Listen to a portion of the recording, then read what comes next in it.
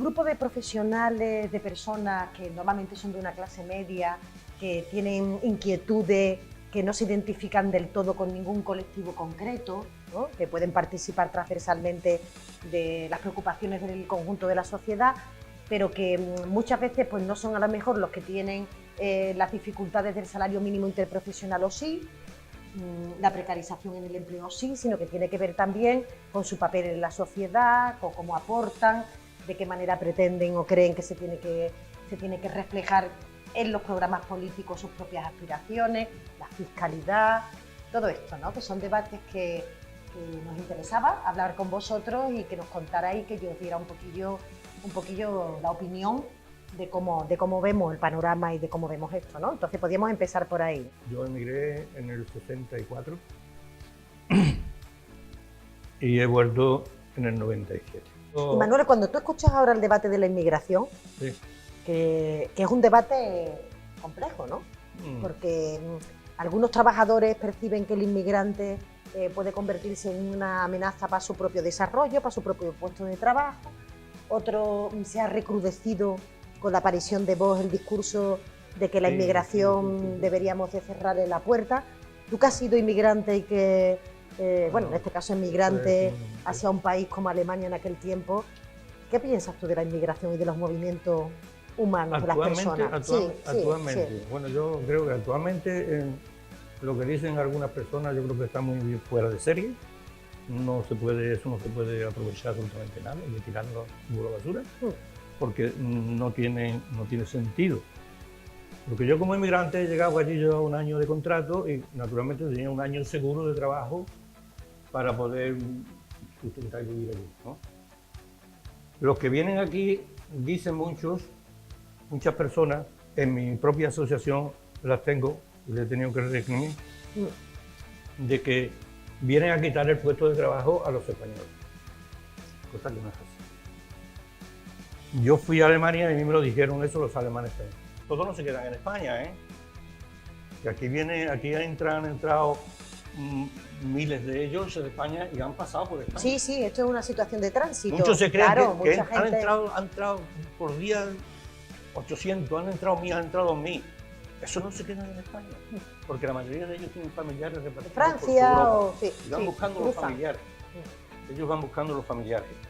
Y entonces no se quedan todos en España, no creamos que estos se van a quedar, porque si eso fuera así ya no cabían aquí. Lo que pasa es que sí es verdad que, y en eso se ha cambiado en los últimos tiempos, fundamentalmente con la llegada al poder en algunos países europeos, de algunos líderes totalitarios o que ven en la inmigración no solamente un problema, sino también un discurso que al interior del país le da votos. Sí. Se convierte, bueno, pues en un discurso populista que le rentan votos. Y es verdad que en Europa hay una política común en materia de inmigración que permite que tengamos claras las reglas de juego de quién es el que rescata a quién cuando está más cerca de su costa, de qué pasa cuando una vez que la persona ha llegado a Europa, cómo se reparten los porcentajes de personas en cada país, cómo hay que acogerlo y de qué manera se integran laboralmente. Porque es verdad que el futuro también de Europa pasa por una cierta, ¿no? Por un cierto rejuvenecimiento de la población europea, ¿no? Que hablábamos de la pensión, pero es que claro, es verdad que en este momento nuestros índices de natalidad son tan bajos que tenemos que plantearnos seriamente qué hacemos en el futuro también con el rejuvenecimiento de la población. Yo pediría a los gobiernos, sean del color que sean, que estas personas que vienen se regularicen, se les hagan sus papeles, se les hagan sus cosas, se pongan a trabajar y contribuyan a la seguridad social y contribuyan en todos los derechos. Que paguen impuestos. Que paguen sus impuestos y reciban sus sueldos. A los patronos no les interesa que den papeles, que lo pongan documentado, que lo pongan legalizado en el trabajo. Sus costes laborales son más bajos. Esa gente bajos. nos ayudarían a pagar a los viejecitos. A mí no, porque yo no tengo pensión de España. Como científica tienes que estar moviéndote mucho. Nuestra patria es el mundo, ¿no? Yo he estado trabajando en un laboratorio de Suiza. Fue la primera salida que yo hice. Estuve trabajando en Lausanne durante 3 meses. Luego he estado viviendo en Holanda 1 año. He estado trabajando en Japón, en Francia, en Inglaterra. Entonces es que para nosotros movernos porque tienes que comunicar ideas, tienes que intercambiar conocimientos con la gente que hace cosas parecidas a lo que tú estás haciendo, y esa gente no está aquí al lado, esa gente está pues en Suecia o en Estados Unidos. Hay alguna gente que lo sufre, lo de tener que viajar tanto, pero yo creo que hay que ser positivo. Si tienes que viajar, pues búscale el lado bueno. Claro, claro. Eres ciudadana del mundo, ¿no? Entonces, por ejemplo, eso también se lo hemos transmitido a mis hijos, que son también ciudadanos del mundo. Ellos no tienen problema en trabajar aquí o en Florida o donde sea. Y entonces, ¿Has visto cambios en Europa en los últimos años? hombre, yo creo que, por ejemplo, lo del Erasmus, que yo pensaba de entrada que era un poco clasista, porque eran unas becas muy, muy pequeñas, pero ha sido un cambio enorme, enorme, porque ha quitado muchísimas fronteras. Entonces yo creo que, aparte de la gente que ha ido, ha quitado esas fronteras, la sensación de que el mundo, Europa es un gran país. Las fronteras tienen que caer, no hacer nuevas fronteras, por supuesto, por supuesto. ¿Das mucho por Cataluña ahora? Sí, sí, sí. Yo voy como una o dos veces. Cuéntanos. Mis Porque es el amigos tema, ¿no? catalanes Este tema de es un tema que muchísimos está ámbitos En todos los ambientes, todo el mundo tiene una opinión, todo el mundo cree que influye de alguna manera la situación y el conflicto en Cataluña, ¿no? Yo tengo amigos catalanes muy sensatos que están sufriendo muchísimo porque ellos son cosmopolitas, como el que más. Para mí Cataluña era como la avanzadilla de España, entonces el fin de semana, el viernes pasado estuve en Castellón en una jornada donde había un profesor de Girona que habla catalán enseguida. Bueno, yo ya tengo mucho trato con la gente, entonces yo ya entiendo bien. Y esta gente, hombre, hablan de la sensibilidad, de cómo se les ha tratado en los últimos años, que se ha ido echando leña a ese fuego de los independentistas que había, que eran anecdóticos, a los que hay ahora. Entonces ellos te cuentan, a mí me han contado mucho, el escándalo que hay ahora de las escuchas a Pablo Iglesias. Con los catalanes empezaron antes y eso era gravísimo. Gente muy distinta, de muy distinta procedencia. Quiero decir que sentimientos que no están anidados en un colectivo en concreto, sino que a lo mejor venían compañeros a un tribunal de tesis, suponte tú, ¿no? Y eran a lo mejor gente de servicio de un hospital de Valledorón o de algún gente que tiene un estatus social, que tiene un nivel intelectual avanzado, comprometida con el sistema público, bien educativo, bien sanitario, con un pensamiento y con una idea de que España nos maltrata, de que nos roba, de que un sentimiento que yo decía, pero ¿cómo puede haberse construido durante los últimos años esa sensación de que no nos tratan adecuadamente el resto de España a Cataluña, ¿no? Y luego el hecho de que el estatuto, por ejemplo, de Valencia fuera igual que el catalán, básicamente, y el valenciano fuera aceptado y el catalán fuera recurrido y todas las historias, eso es así. Entonces cuando te lo cuenta alguien pausado, pues dices, tienes razón.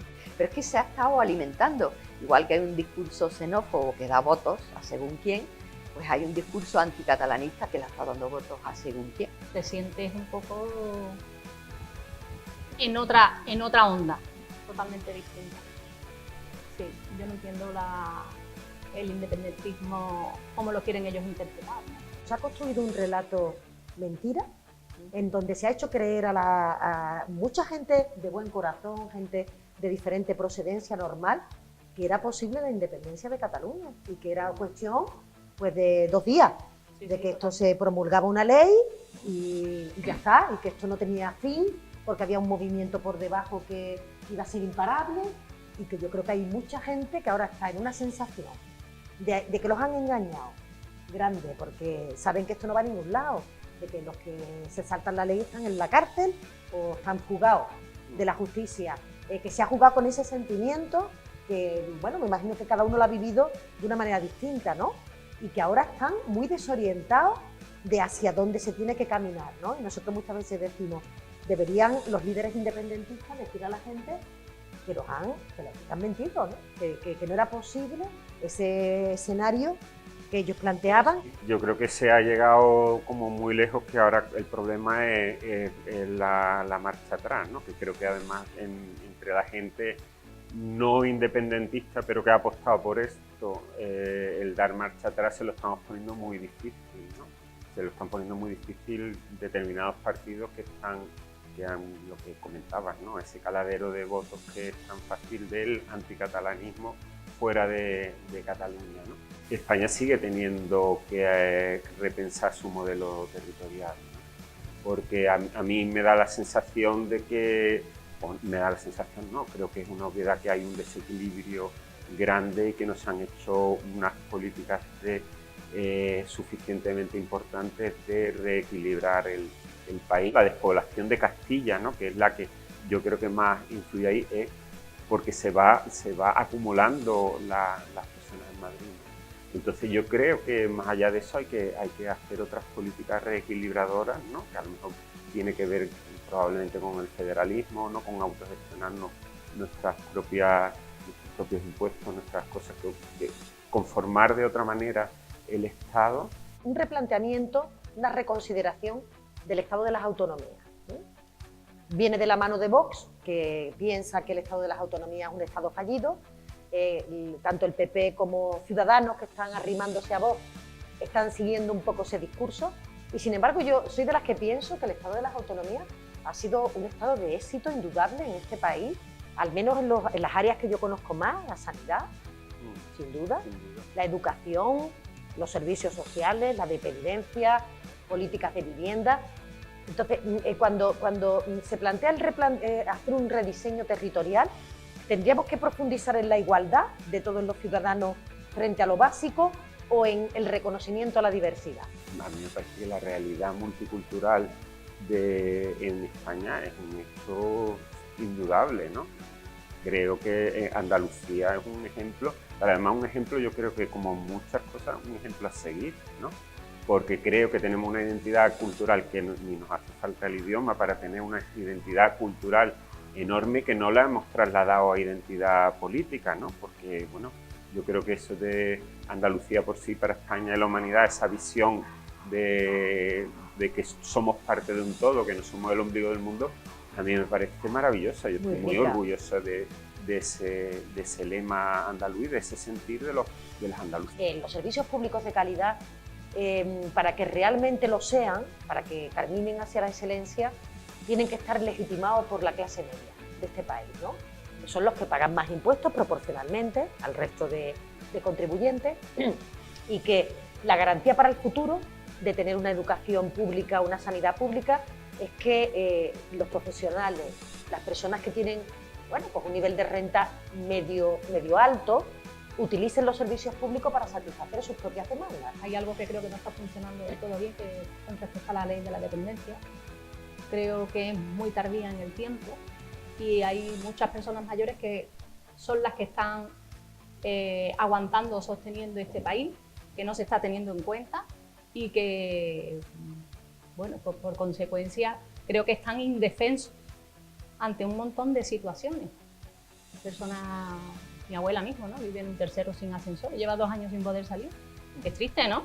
Está, vamos, secuestrada en su casa, ¿no? Y entonces yo creo que ese servicio de calidad al que usted se está refiriendo no está llegando del todo a todas las personas, ¿no? Claro. Y no hay un baremo o consenso de quiénes lo necesitan más o quién lo necesitan algo menos, ¿no? Y creo que hay una gran desventaja y cosas que hay que ir supervisando.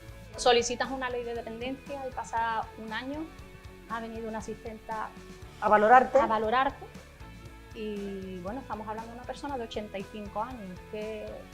¿Cuánto tiempo más necesita esa persona? Sí, para que le pueda llegar a tiempo. Para que le pueda llegar a tiempo. ¿Cuánta vida le queda, no?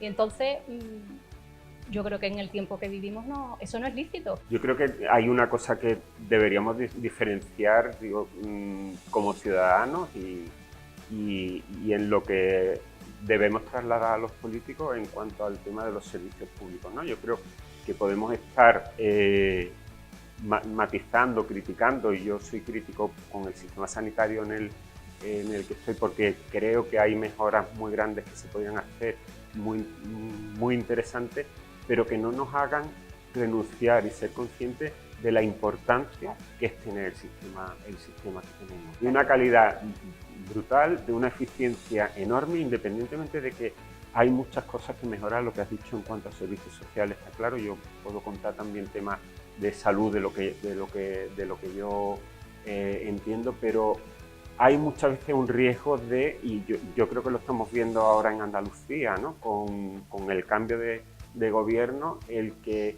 para vender determinadas cosas como la agilización de las listas de espera, externalizar servicios a lo privado, ¿no? A mí me parece que es una barbaridad, es una auténtica barbaridad y que ponemos en peligro a las personas. Todo pasa por presupuesto, ¿no? Al final, si hemos pasado una época de crisis, ¿no? Y, por ejemplo, a la sanidad se le ha retirado una serie de presupuestos, esa falta de presupuesto ha redundado sobre los profesionales que están atendiendo a todas esas áreas de salud, ¿no?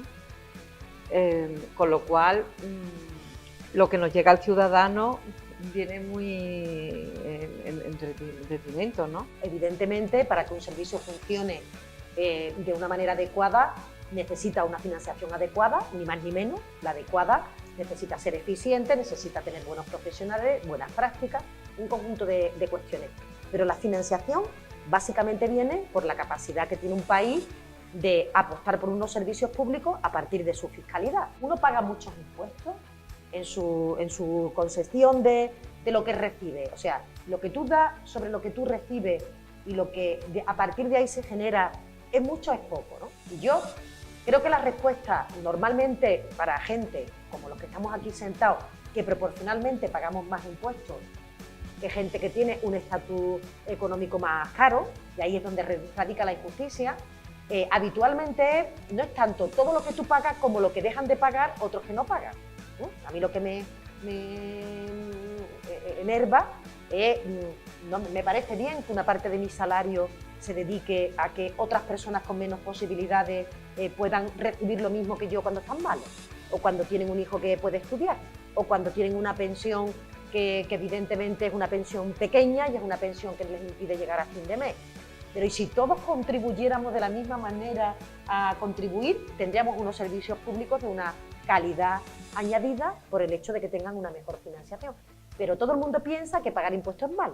Yo, que me considero una currante de a pie, que yo en un año he tenido que cambiar 2 veces de empleo, o 3, las que sean necesarias, porque es el comer de mi casa, me lo tengo que buscar, mi vida laboral está ahí, no he estado parada jamás en la vida, pero la vida laboral está ahí. Y que personas que están en una misma empresa, cobrando lo mismo que yo cobraba a final de año, yo tengo que pagar y este señor no, o esta señora me da lo mismo. Ahí es donde radica la injusticia.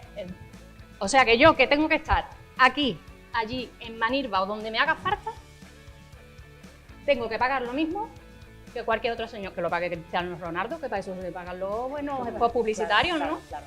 Yo represento a un colectivo profesional y de autónomos y de pyme, ¿no? Y realmente es lo que tú dices, ¿no?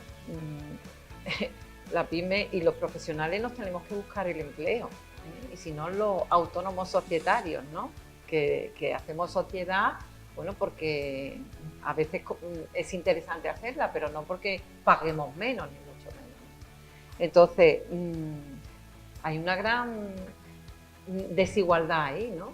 No sé, el autónomo de un societario vale 360 euros y te tiene que asegurar que tú estás vendiendo lo suficiente como para poder hacer frente a eso, ¿no? Y eso es lo que cuando yo llegué al Ministerio de Hacienda me encontré que las pequeñas y medianas empresas pagaban en el impuesto de sociedades, por ejemplo, más que las grandes corporaciones que facturaban más de 20 millones de euros. Nosotros planteamos una propuesta fiscal para que a la pequeña y mediana empresa se le bajara 2 puntos el impuesto de sociedades y que las grandes corporaciones pagaran el 15%. Bueno, pues todo el mundo lo que se ha quedado es con que se suben los impuestos a las empresas, cuando un 25% va a pagar menos y solo un 0, y pico por ciento tendría que pagar más. En general, la gente no es consciente. Yo solo tengo sanidad pública por una cuestión de principios, mi madre también. Y yo he estado, por ejemplo, en urgencias con mi madre, conmigo, con otros familiares. Las quejas absolutas de la gente que estaban esperando, para que lo vean, la última vez que tuve un herpes en el ojo, un 1 de mayo fiesta, un especialista oculista sin cobrarle nada, todo el mundo estaba quejándose. De la tardanza, ¿no? Y entonces yo decía, pero vamos a ver, si te vas a un especialista, ¿quién? Bueno, primero que te atenderá alguien que no sea especialista y tendrás que pagar un dineral. Eso yo creo que es falta de educación o que la gente no es consciente de lo que hay aquí. Que se esté poniendo en peligro por las transmisiones, las externalizaciones, es muy, muy grave. La sanidad andaluza yo creo que se mantiene en una gran parte gracias a unos profesionales que están trabajando en unas condiciones de gente que le han dado plaza fija con 50 años. Sí. Eso, yo no sé, cuando eso de pronto colapse, eso ya hay mucha gente joven que porque están entrada ahí, pero es que es muy difícil mantener eso. Sostener los servicios públicos, evidentemente Con un nivel bastante con un razonable. nivel razonable y con las consecuencias claras de la disminución de la financiación, y que ahora llega el momento de apostar por ellos y de remontar, porque en muchos sitios directamente se desmantelaron, ¿no? Y yo creo que en este país hubo un intento de desmantelar los servicios públicos que afortunadamente pudimos frenarlo y que no se privatizaran, porque el discurso de las pensiones privadas, de que lo privado es más eficiente, de que se abusa de lo público permanentemente, de que la calidad es incompatible con que todo el mundo pueda utilizar los servicios públicos, es un discurso mentiroso. Si ganas 1.000 euros, 1.000 y pico euros de pensión y tienes que pagar en los dos sitios, no es que te vayas a morir de hambre, pero bueno, que es que no es normal que pagues en dos países. Si tú vives en España, tú tienes que pagar en España. Si vives en Portugal, tienes que pagar en Portugal. Porque alguna gente hace el negocio en España y tiene esos fiscales en Portugal. Sí, es que el salario este mínimo interprofesional que se ha puesto en 900 euros, yo soy peluquera y 1.000 euristas, no da igual en la empresa que trabaje. Empresa grande, empresa pequeña, El salario es el mismo. 1.000 euros, 20 años de experiencia como peluquera y dices tú, muy bien, ahora sale un crío o una cría de una formación profesional y cobra lo mismo que tú. Pero el desarrollo en el salón no es el mismo que el desarrollo yo, Claro, evidentemente. es distinto. Entonces, pienso que tendrán que equipararse, según las categorías profesionales, el salario, pero no solo a nivel de, yo hablo del mío, ¿no? Sino a todos los niveles, ¿no? Claro. Y Aquí no lo grave de esto ha sido que cuando se ha planteado que la subida del salario mínimo interprofesional se llevara a 900 euros, parecía como un lujo. O sea, que una persona cobre 900 euros al mes a jornada completa, y estamos hablando de los contratos temporales, parece que es un salario pequeño, ¿no? Es difícil tener un alquiler de un piso, tener que hacer frente a tus facturas de la luz, tus facturas del agua, tus gastos habituales. Si ya tienes un hijo o una hija, ni te cuento, bueno, ¿no? Y acceder a una vivienda de Acceder a una VPO sería vivienda imposible con 1.000 euros. Pero que el salario mínimo interprofesional es evidente que tiene que seguir en los próximos años llegando a los niveles que el convenio colectivo Claro, y pueda es que según plantear, la ¿no? Y el categoría, trabajo porque si colectivo. no, nos encontramos en una auténtica indefensión. Yo que estoy en la parte de contratar, Sí. ¿no? Al final tú puedes contratar si tu volumen de negocio te da para contratar, si no lo que haces es contratar a unas condiciones como las que tú estás hablando. Claro, Entonces, ¿qué es lo que necesitamos? Necesitamos que el colectivo de empresarios se conviertan en empresarios profesionales, un gran número de empresarios y empresarias que les falta toda esa visión para ser una persona y un empresario con éxito que pueda hacer cifras de negocio, pueda vender con margen y pueda al final llegar a contrataciones y tener y retener a personas con una cierta variedad a la que pueda pagar, ¿no? Pero ¿qué ha ocurrido? Que en el periodo de la crisis todo ese sistema que llevábamos se nos ha venido abajo. Los clientes llegan a no pagarte y te deben mucho dinero y tú lo que quieres es salvar tu negocio, que es tu forma de vida, salir de eso cuesta mucho esfuerzo. Lo de la crisis le ha afectado a todos, particularmente a la ciencia, y la ciencia no se está recuperando. Y un país depende de su ciencia para todo, o sea, como desarrollo futuro económico, pero también como transmisión de los conocimientos en las universidades. En Andalucía hay 23.000 científicos, de los cuales un alto porcentaje, 42, somos mujeres, 16.000 profesores de universidad, y el porcentaje de inversión en ciencia aquí yo creo que está por algo así como el 50% de la media europea. Es verdad que deberíamos de intentar, por una parte, ser capaces de darle un marco estable a la investigación. Sí. A los profesionales de la investigación yo creo que hay que también crear un itinerario profesional, una carrera, una vinculación que permita en un plazo de tiempo tener una garantía de continuidad, y luego también las posibilidades y la burocracia. Son mayores de 45 años que han pasado una situación de despido o de ruina, Sí, o de lo que sea, y han tenido que reinventarse, ¿no? y hacerse de nuevo un hueco en el mercado para poder seguir trabajando, porque si no se han quedado, los que no se lo han hecho se han quedado sin nada, o sea, hasta no tienen ni paro, sino están con la ayuda, ¿no? Entonces, yo creo que de ese grupo de personas, en la administración, la política se ha olvidado totalmente, es como que no existieran. Cuando estás en el gobierno ves muy bien los efectos que la crisis ha dejado distintos en distintos colectivos. Y concretamente en personas mayores de 45 o 52 años, de hecho a las personas mayores de 52 años le hemos recuperado el subsidio, la prestación por desempleo, porque hasta los 55 no la tenían, y suelen ser familias con cargas familiares, que tienen hijos todavía en casa, en una precariedad importante. Y luego también el plan de parados de larga duración, porque habitualmente este colectivo tiene capacitación, tú lo dices, tiene un oficio, normalmente tiene un oficio, tiene un currículum previo, pero tiene mucha dificultad de inserción en el mercado laboral porque o tienen derechos previos en relación con los trienios, con el tiempo trabajado, con elementos ya adquiridos, y a lo mejor a la empresa o prefiere la capacitación de un joven o prefiere pues el que no trae mochila ninguna persona joven. Y hay que hacer incentivos a la contratación, a los parados de larga duración, a gente que teniendo una titulación, unas competencias acreditadas, se han quedado fuera del mercado laboral, porque cuesta mucho reconducirlos nuevamente al mercado laboral. Los contratos que te ofrecen, yo estaba fija en una empresa, salí simplemente porque trabajaba 10 horas diarias. Y pagaban por ti 4, ¿no? ¿O qué? No, tenían 8 horas, pero cuando dije que quería trabajar lo que me pagaban, me dijeron que adiós muy buena. Entonces, los contratos que te ofrecen realmente son contratos basura, pequeños, de durabilidad pequeña, porque no quieren hacerte indefinido. Para nosotros era importante el tener un encuentro normal, con gente normal, que tiene unas aspiraciones, que contribuye desde cada sitio a construir esto. El 28 de abril yo espero que la gente esté con conciencia clara después que decida libremente, pero que hay que participar y que hay que ir y que tenemos que avanzar o podemos retroceder, y yo espero que eso esté presente en estos días, y agradeceros, ¿no?, desde vuestra experiencia, desde vuestra posición, que hayáis contribuido también a que estemos más al día de todo, de la ciencia, de las aspiraciones de la clase media, de la precariedad laboral, de las dificultades de las empresas o de los problemas, ¿no?, de los inmigrantes o de los pensionistas. Así que muchas gracias y nada, seguiremos contando con vosotros.